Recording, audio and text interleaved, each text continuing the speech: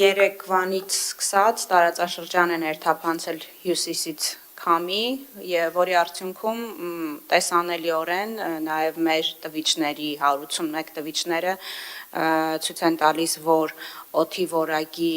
զգալի բարելավում է տեղի ունեցել, զգալի այնքանով, որ համադրելի է ամառվա ցուցանիշների հետ։ Երեք առավոտյան կազմում էր 29, շուրջ մինչև 30, այսօր 65 և 8 PM 2.5-ի ցուցանիշը։ Միևնույն ժամանակ, երբ շարունակաբար ներկայացնում ենք օդի որակի մասին տեղեկատվություն և նշում ենք, որ այո և մարդածին և բնական ազդեցությունների հետևանք է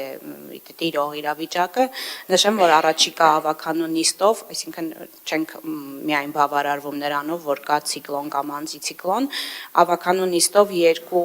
ավագանու որոշման մեջ լրացուցիչ փոփոխություններ ենք ներկայացնելու, նվազեցնելու մարդածին աղբյուրներից արտանետումները, մեկը վերաբերելու է ավագանու 405N որոշմանը և լրացուցիչ սահմանափակումներ են կիրառվելու շինհրապարակների նկատմամբ,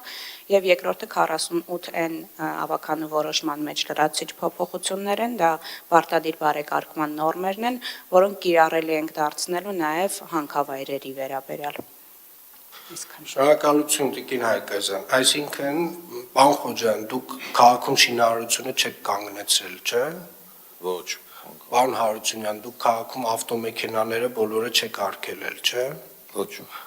Պարոն Բեգոյան, դուք